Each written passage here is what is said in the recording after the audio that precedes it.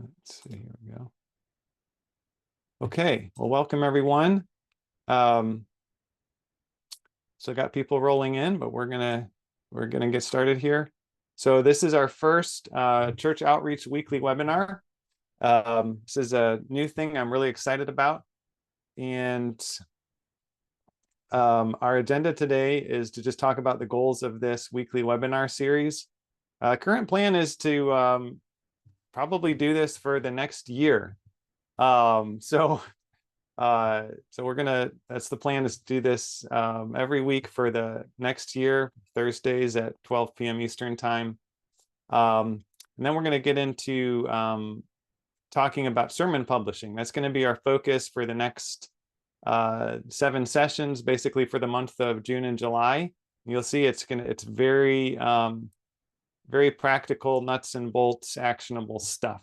We will have time for Q&A, and then at the end, I'm going to talk about our church outreach accelerator program, which has spots for a couple of churches starting in July. So the goals of these weekly webinars is to equip you with methods of outreach that you can use to bring the work of the church before the people of your community. And this was actually inspired by a recent rereading of a section of the OPC Church Planting Manual. It has some very practical things in there, definitions of outreach versus evangelism. And then, the OPC Church Planting Manual suggests advertising, which that can include online advertising methods, offline advertising methods. It recommends publishing newsletters, organizing public meetings, seminars, conferences. I would throw like Vacation Bible School in there as a good example. And then also distributing recordings and transcripts of sermons and teaching.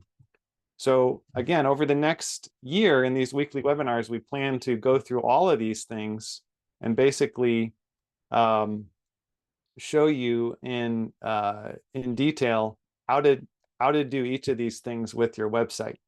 But I figured we would start with this matter of distributing recordings and sermons of sermons, because that is something which it's low-hanging fruit, right? Every church is already doing that, right? There's already a sermon being preached every Sunday, and you're probably already recording it. So that's what we're going to be doing for the month of June and July. There's going to be a couple of breaks, but you can see here's a glimpse at the calendar, and then what's planned for August and September is to get into things like having a follow-up system to follow up with people contacting the church, like visitors, to do local SEO, and then running YouTube ads. So that gives you a glimpse of the kind of things we're going to be covering in these weekly webinars. They all will be recorded, and we're planning to put together kind of a way to kind of navigate through this content when you miss a week here and there. But just to kind of get us maybe motivated to this topic, I came across just this morning a blog post, and I guess it was, where was it? Monergism.com, and it was entitled something like John Calvin on evangelism. I'll put the link in the chat. And this was just a good reminder, had some good quotes to remind us that the our forefathers in the faith, such as Calvin, for all of their theological astuteness, were also urging us to evangelism. So here's the quote from Calvin: "If we have any humanity in us, seeing men going to perdition, ought we not to be moved by pity to rescue the poor souls from hell and teach them the way of salvation. Let this be a motivation to us to just remember that although we're getting into some really nuts and bolts in these things, that's the goal, is to glorify God and to love our neighbors by sharing with them the good news. All right, so now I'm going to do an overview of what I call the 7 levels of sermon publishing, and then we're going to focus the bulk of our time on just this level 1. Okay, so level 1 is put each new sermon recording on your website on its own page. Most of y'all are doing this, but some of you may not be, especially if you're using sermonaudio.com, which is a great platform. But many people that are using sermonaudio.com might just be embedding the player on a single page. So I'm going to make a case today for why you should actually have each sermon on its own page. Level 2 is to organize the sermon library by scripture book, series, etc. Level 3 is configure the sermon podcast feed and syndicate it via Apple Podcasts, Spotify, possibly Google Play, but Apple Podcasts and Spotify are the 2 big ones. Level 4 is add a full text transcript of the sermon. Level 5 is optimize your social media snippets and automate that publishing. Level 6 is build out your YouTube channel and also optimize those videos. And then level 7 is to produce short clips of drawn from the sermon and optimize those for popular search keywords. All right, so again, if you have questions as we go, just go ahead and start putting them into the chat, and then we'll have time for Q&A. So let's first talk about the why. And some of you may have seen this before, but basically the reason why is because by implementing these things, you can dramatically increase the number of visits to your church website. Particularly publishing the full text makes a massive difference. So here on the, let's see, here on the right, you're going to see a church that publishes the full text of their sermons. And then here on the left, you can see how that compares to churches that do not publish the full text. So here on the right, this is looking at a month. In the time of 1 month, this church that was publishing the full text got 545 clicks. And this church on the left that was not publishing the full text got 60 clicks. Here on the right, 545 versus 51, right? So there's like 10 times, 50 times this church on the left, 15 times, 12 times, 5 times, 18 times. And get this, the church where that's getting that, much higher traffic is in a town of 600. So it's you don't have to be a big church in a big town to get a lot of people to find your sermons online. Here is just another little point for comparison. So the church that's in the little town of 600 that's publishing the full text sermons here on the right got 545 clicks. There was one other church we found that was in that same period that got more, but it got about twice the number of visits.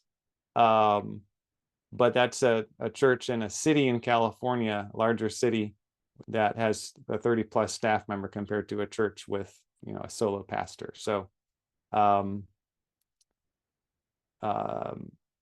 yeah, so there's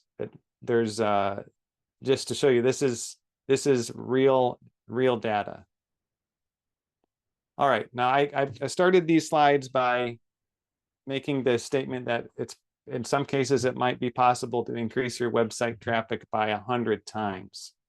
And you might be wondering, is that actually real? Well, This is now looking at a period of 12 months. So here on the right, you can see the full text sermon publishing, that where they got 40,000 clicks over the course of a year. And on the left, the other church not doing the full text got 800. So that's about 50 times the clicks.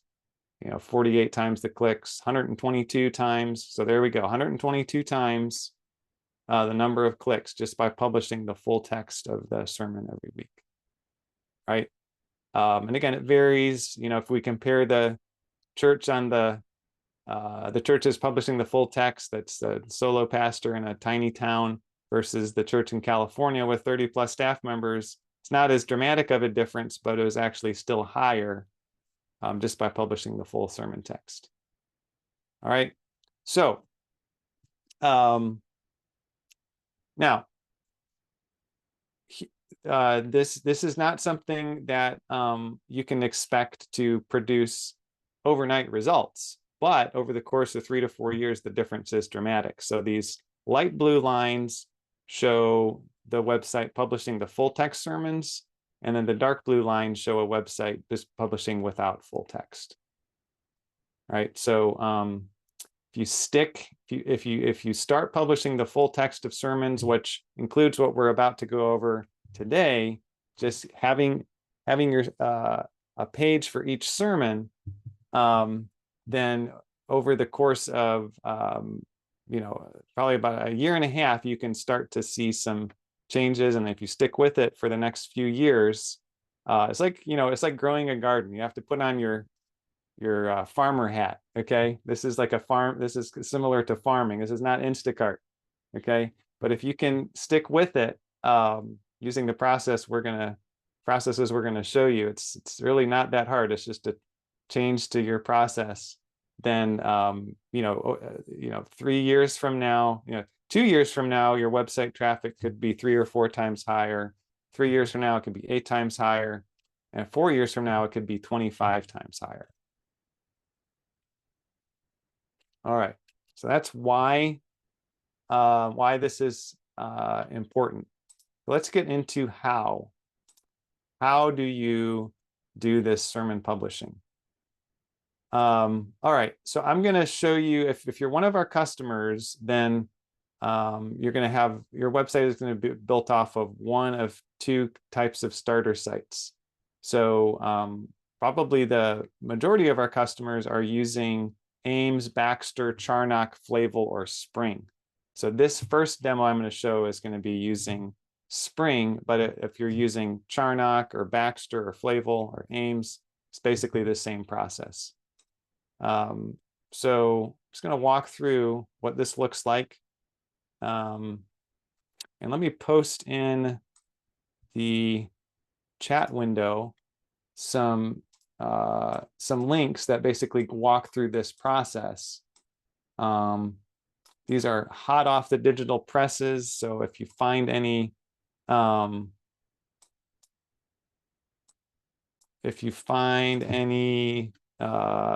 mistakes, and let me know.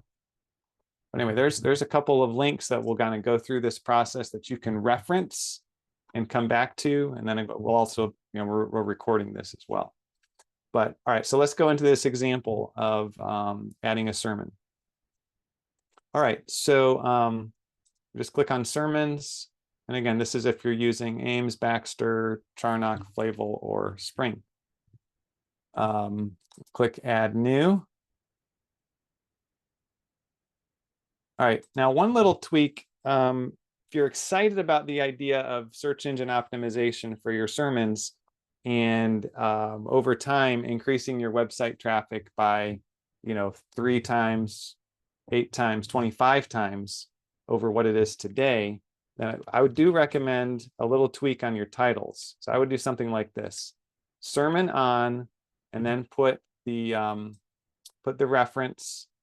So this one was, we're just gonna, forgot what it was. Mark 6, 45? I think it's something like that.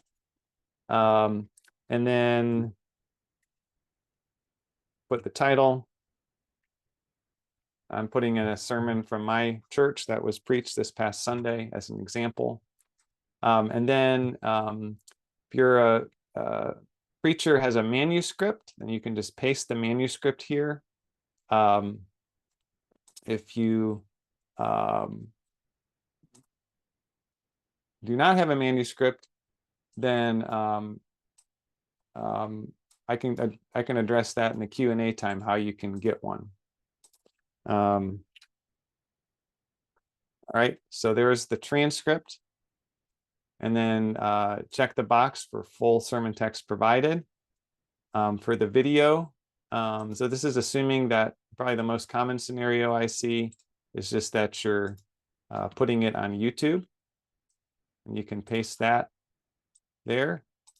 And then the audio, usually people are uploading that. So I already uploaded it. If you haven't uploaded it yet, then you go over here to upload files and then select it from your computer. But I had already uploaded this earlier.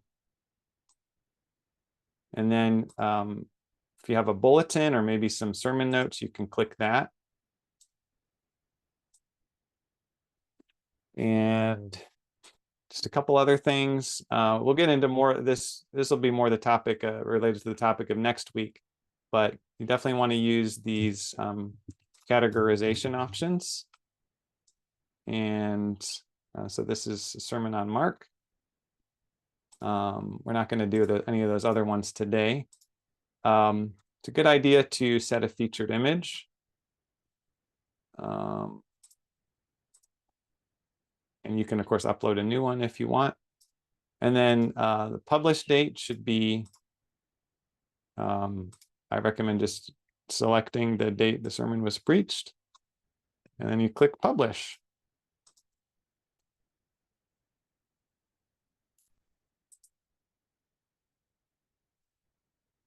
All right, so now we have a beautiful sermon post. Has a video people can watch. They can click here to listen.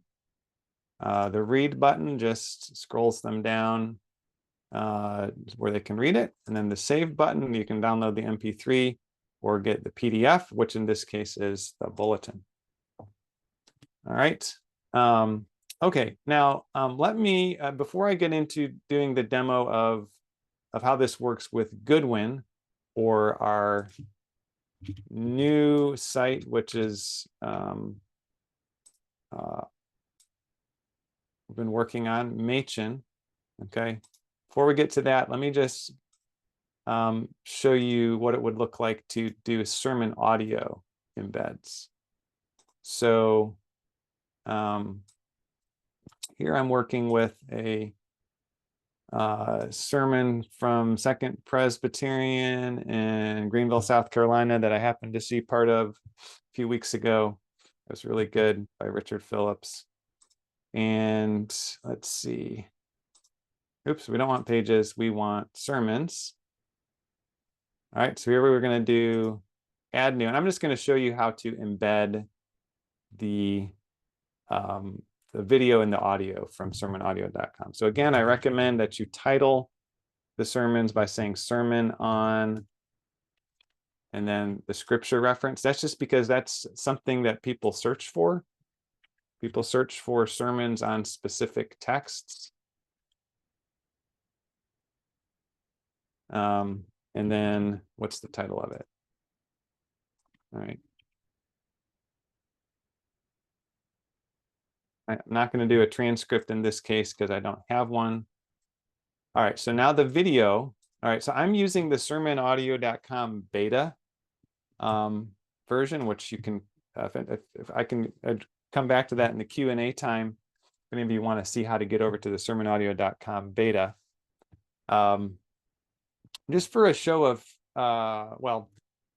I'm pretty sure some of you all here are using sermonaudio.com. So, so what you do is click share, and then click on the that little link here that has like a slash between two angle brackets. And then you just click copy this code, and you just paste that there. Then for the audio, you need to switch over to the audio tab, and you can just copy the code. And that's basically it. Again, make sure you get the date correct. Add a featured image. And then you publish it, and let's see what it looks like. So again, reason why you would want to do this, even if you're using sermonaudio.com for your sermons, is that this is going to increase the search engine visibility of your website. All right, so you can watch or you can listen. And then if we go back to the sermons page, right now we have both of those sermons on there. All right, so that's an example using using the church content plugin, which is basically what is used by Spring, Flavel, Charnock, Baxter, Ames. All right. Let's go on to the other examples. So if you're using Goodwin or and this would also apply to Machen once it's released, which will be any day now. It's very similar, but there's a few differences in the details. So I'm just going to show you the example of both of those two sermons again. So go here to Sermons, click Add New. We'll say Sermon on Mark 6, verse 45 through 56.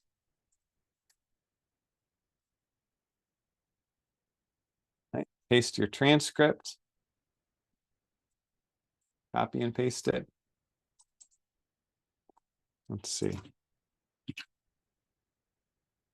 Right, and then let's see. All right, YouTube video. Let's see here. Where did it? Oh, here's YouTube. All right, I'm just going to click. You can click the share button. You can try that. That'll give you a link. A lot of times this link adds some extra things into the URL. I just copy from the address bar in the browser, and I find that works fine. I'm going to paste that there. The audio file, I've already uploaded this earlier today, so it's already there. I'm just going to click select, and then scripture. Now this is one of the things that the Goodwin and the Advanced Sermons Pro plugin that it uses. It has a few extra little things here. You can add a scripture reference. There's a distinction between sermon notes and bulletin, which is kind of nice. So I'm going to go ahead and add the bulletin, which I had uploaded previously. All right, and then I'm going to add a featured image. And let's see. I'm going to add it to Mark. And then I'm going to select the date and click publish. All right, so you can see that none of this stuff really takes a whole lot of time. We've been at this for maybe 15 minutes, and I've been kind of explaining it. And we already have 3 sermons added. So you can see here, there's a bulletin button, there's an audio button. Download that, there's an audio player, there's a video. And then let's see what it looks like on the sermons page. Okay, so now let's do the sermonaudio.com example. We'll just do new sermon. We'll do sermon on, what is it? Acts 8, verse 28, verse 4 through 5. We don't have a transcript in this case, so I'm not putting it in. So here we're going to select video type as embed. All right, and then we go click share, open the embed editor, and and copy that. Let's see. Yeah, I'm getting to have too many tabs open here. I don't need that one anymore. Don't need that. Okay. So now I'm going to paste that code in the video embed. And for audio, I'm going to use the audio embed. So I'm going to go over back to the sermonaudio.com embed editor, click audio, and paste that in there as well. All right, and our scripture reference. I'll add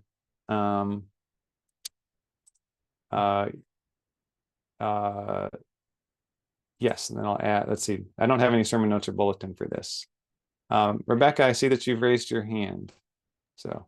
Yeah, we have a few questions and I just wanted to go ahead and mention those before we get too much further. So Holly asks, will the sermon audio embed for each sermon on an individual page still get the same results, even if the text transcript is not part of the page? Right. Yeah, that's a good question. The answer is no. So in order for the, what this case study that I was showing, this really is about the difference between publishing the full text of the sermon versus not having a full text. So yeah, so I would recommend that you put in a full text. All right, the next question we have is from Ronald. He says, aside from church and staff size, what other variables were considered in the success of site visits, such as objective measures of speakers, popularity, sermon topics, etc.? Only good news sermons, never in hell sermons, heavy emphasis on topics such as prosperity gospel, etc. Yeah. Really the only variable was that we were looking at was just whether or not the church was publishing a full text. And I think the other one is actually relates to whether the word sermon is in the page title.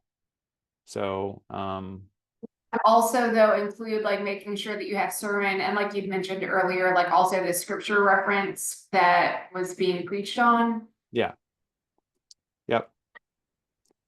All right. The next question is from Linda, and she asks, how do you get a sermon transcript? Okay, we'll come back to this. How do you get a sermon transcript in a minute? All right. Final question at present is there an option to emphasize local website visibility? And this is by Curtis. Okay, yeah, that's a great question. So let me go ahead and publish this so we can just see what it looks like and then speak to that. That is kind of the number one objection that can be raised to, taking these extra steps of creating a page for your sermon, adding a full text, and so forth. So the kinds of the kinds of search queries that that contribute to this growth are people searching for sermons on particular topics or particular scripture references. All right, so it's not going to directly increase the local search visibility, but it could help indirectly. For example, if you have one of the biggest factors that search engines look at is whether other people are linking to your page, or and whether they're spending a lot of time on the page, right? So by having by making the sermon page as rich as possible, you increase the likelihood that someone else might link to it. And anytime some other website links to yours, that is going to just help your overall domain authority, which tends to increase your search visibility. So we can talk more about that, Curtis, if that's a really good question. That's the short version. All right, so we've gone through the how of adding Okay, this is level 1, right? Add each new sermon recording to your website on its own page. So Q&A, let's address first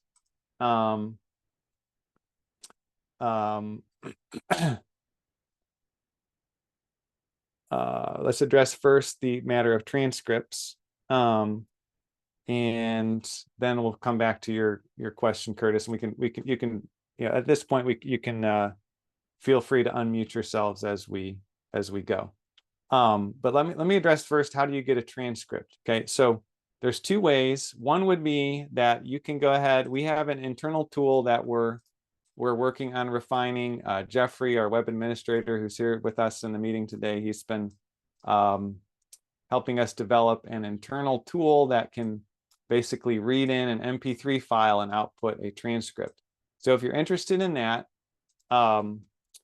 you can just open a support ticket, and this is because it's like a alpha version.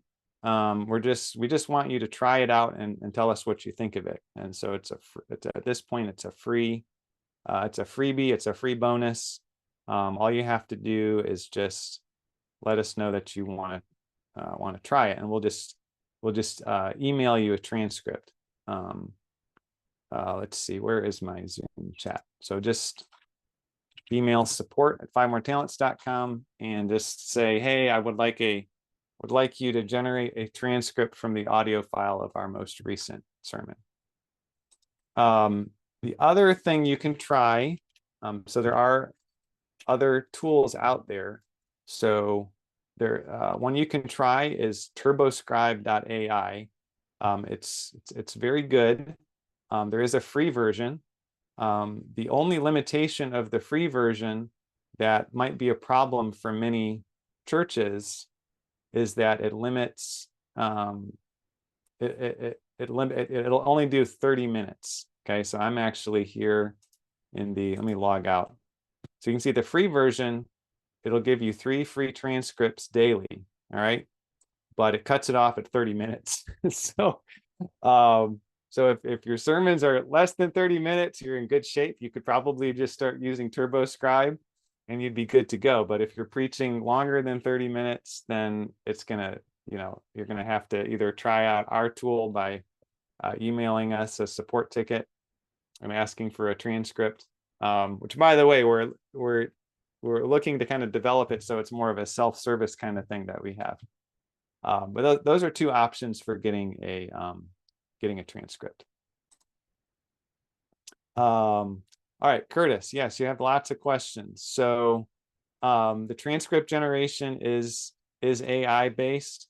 Both TurboScribe and our tool uses this open source software called Whisper. So they're both running on the same, it's kind of the same engine underneath the hood. So let's see. Yes, Rebecca. I also just wanted to point out that Curtis also asked, what about putting the location in the sermon title? Like, as far as this is pertaining to local website visibility. Yep.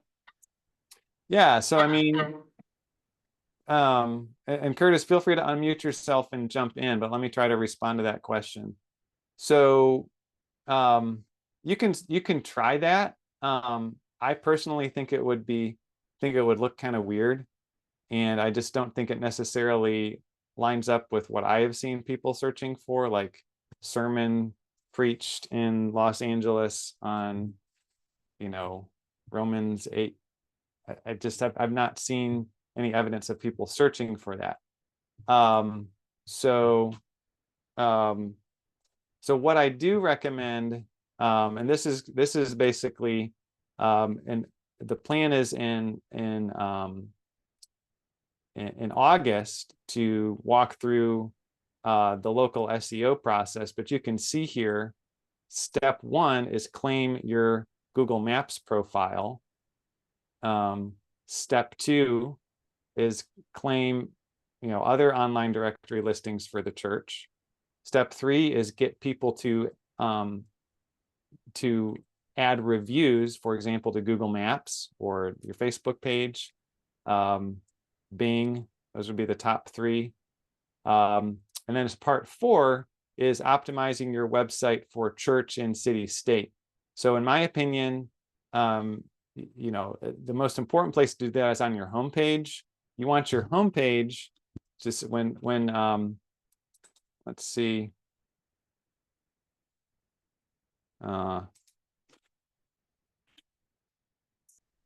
Okay, so here's my home church here. You can see here in the title it says Church in Roanoke, Virginia, Christ the King Presbyterian Church. So you really want to make sure the homepage has that. It clearly labels it's a church in a particular city and state.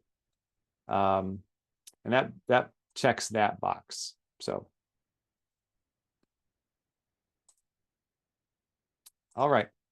Any other questions about sermon publishing?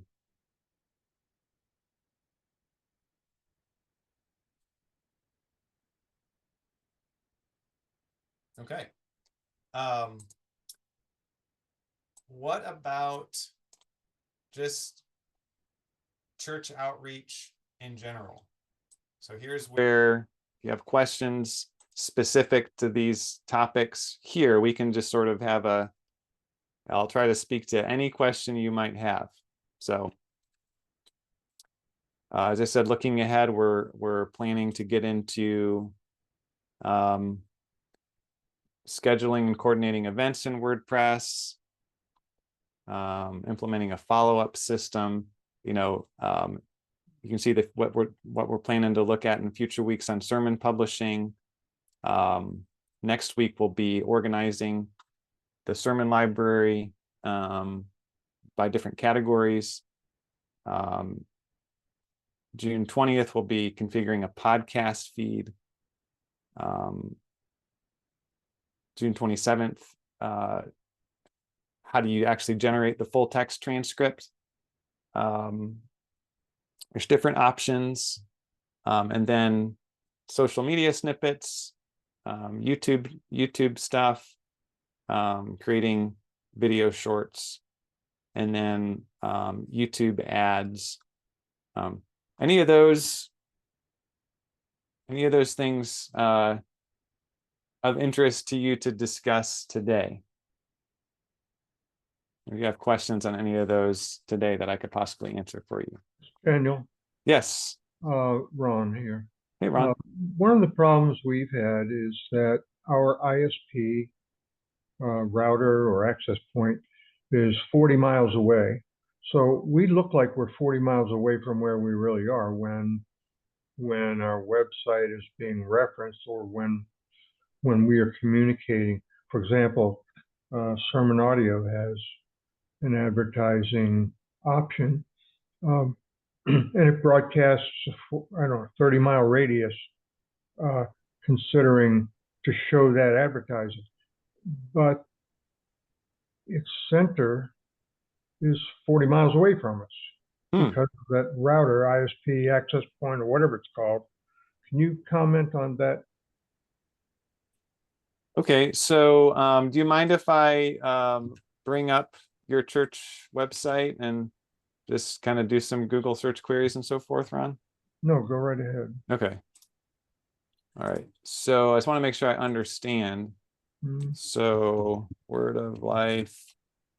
Is it when people are doing a Google search? Florida. Yeah.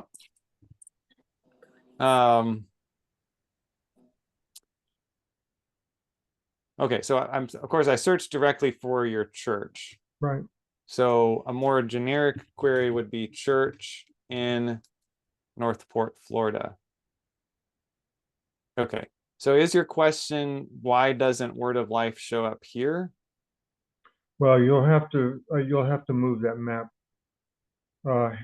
head east. Yeah, okay, stretch it out. We are sharing a building. Yep. In 2008, we had to sell our building, but we got a 30-year lease to stay there at certain times. All right. Now, our building. Let's see, Northport. All right, hold on for just a second.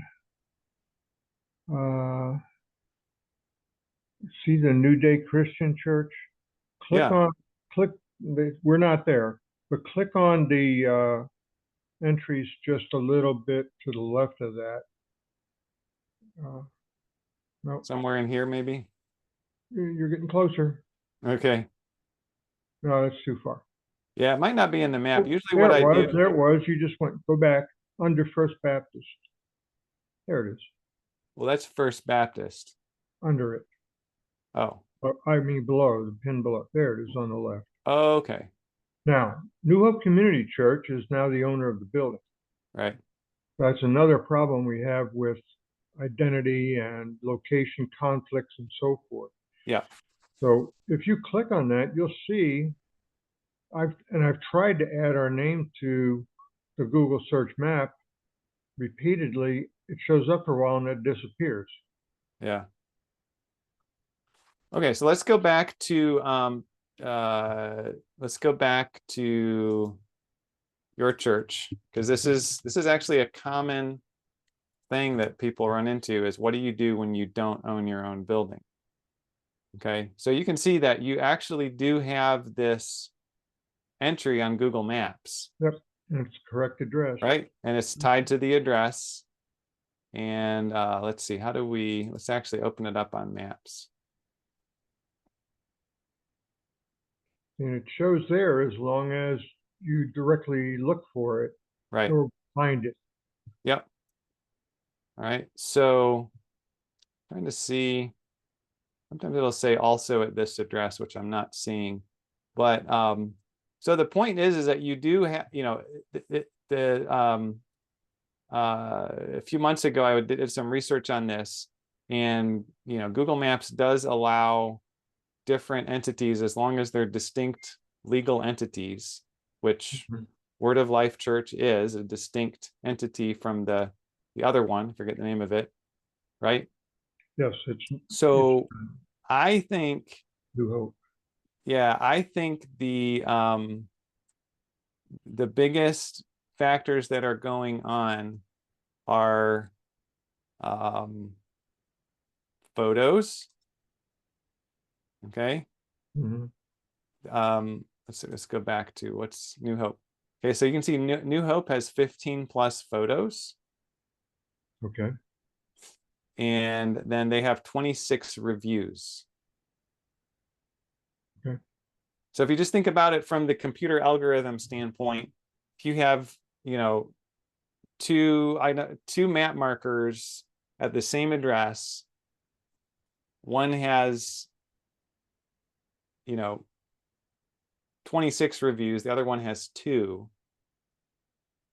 That one has 15 photos, the other one has 1. Which one are you going to be more likely to highlight? The one with more reviews and more photos. I'm sure Google will do that. Yeah. Yeah. So I think, this does not seem to me to be a situation where it has anything to do with the internet service provider or a router or anything like that.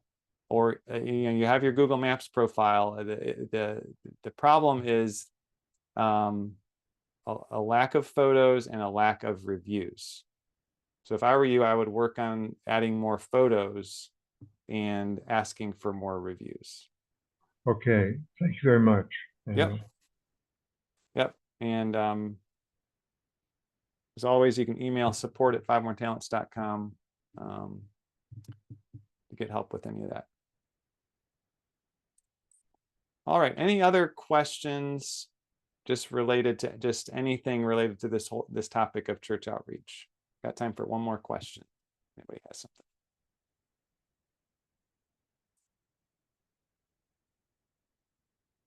All right. So just to conclude our time, going to talk about our church outreach incubator or accelerator. We're still playing around with different names for it. It's basically the same thing.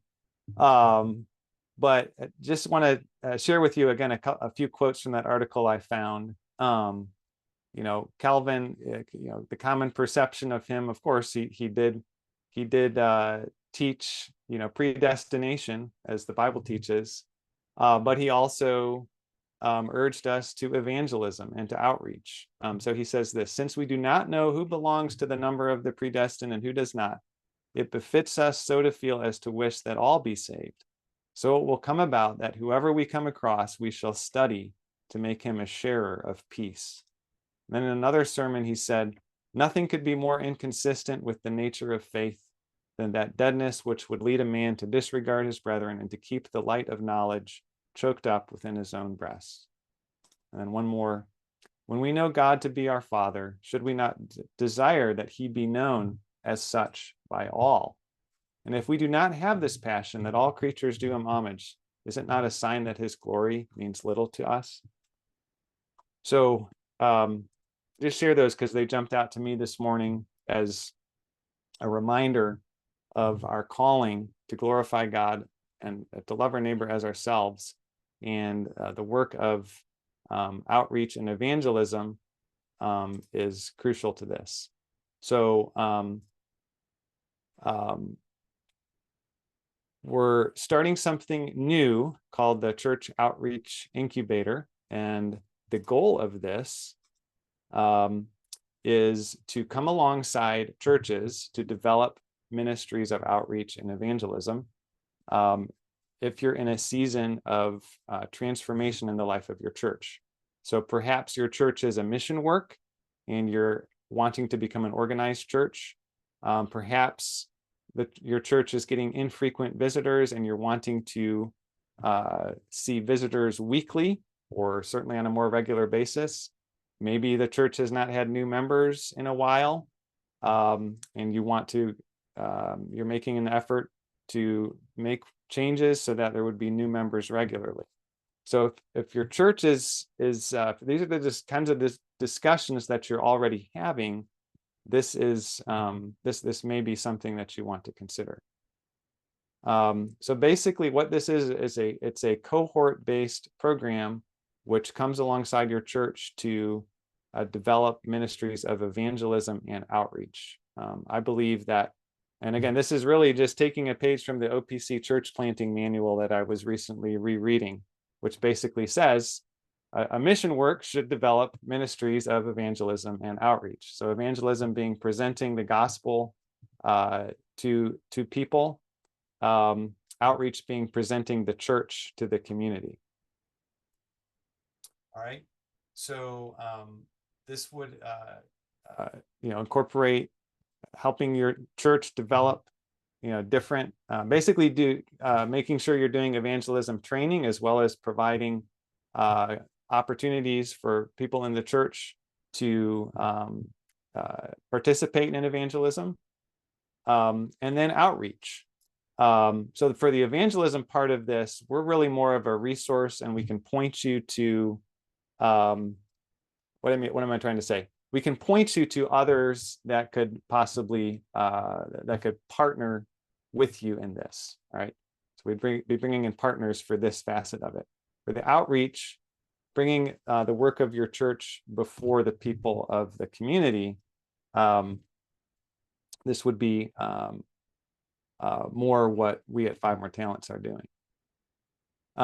So outreach includes advertising through both online and offline methods. We have some newer partners that we're working with that add the capabilities for us to help with things like direct mailing or even billboards, depending on your location.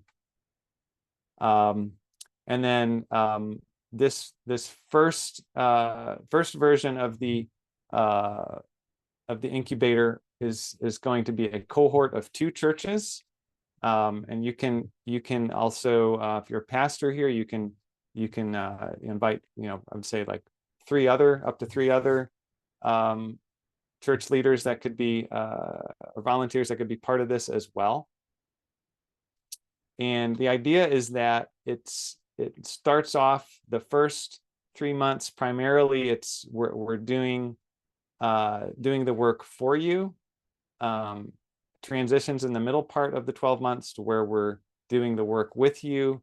And then at the end, we're transitioning to where it's the work is being done by yourself or by people in the church, with us continuing to provide advising. It's a bit of an oversimplification, but that's the basic idea. So to do this kind of thing requires an investment. And so the budget would be a little over $1,200 a month. Part of this would go to 5 More Talents. Part of it would go to other components. So I'm not going to go through all of the details of this. I'm not going to go through it line by line, but I just want to give you an overview of a possible scenario for what this could look like if you are interested in possibly getting started in this in July.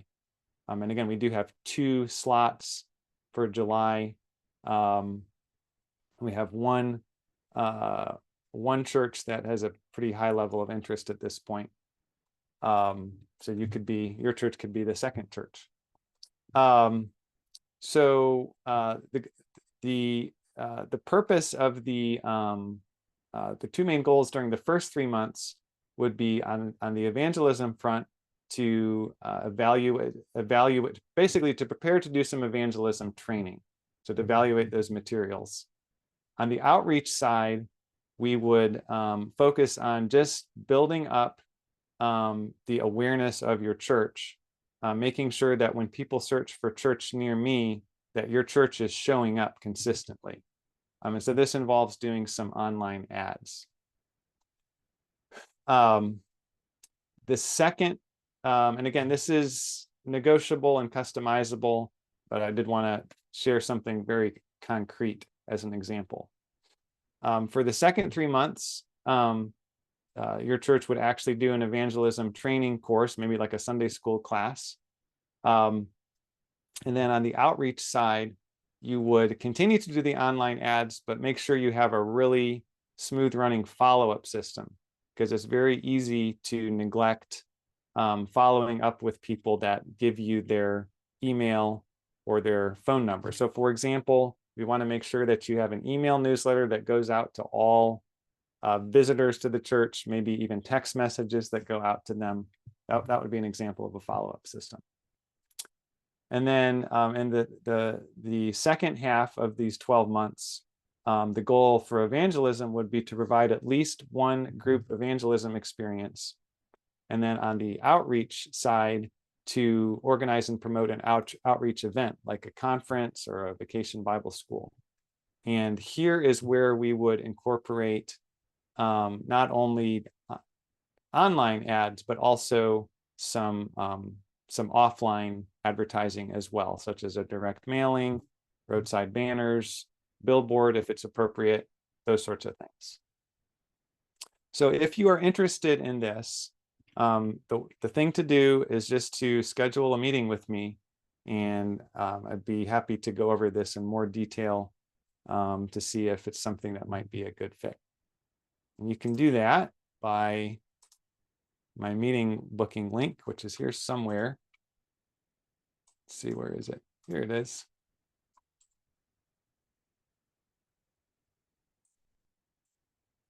Right there. Goes meetings.hubspot.com/Daniel Voss. Love to talk with you more about that if you're interested. All right, so that is all we've got for today. Next week, we're going to continue on with sermon publishing, going to level 2. And it's going to be organizing the sermon library by scripture book, series, and so forth. Making sure you have distinct pages for those in your menu system so that Google can index it, because that can be another way to increase the search visibility, as well as provide people with a convenient user interface. All right, anything else?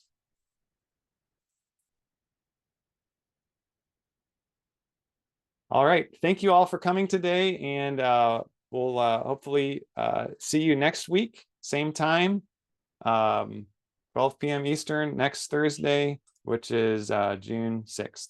So hope you all have a great afternoon, and maybe see some of you at General Assembly coming up as well. So Thank you, Dan. Thanks very much. all right. Have a great one.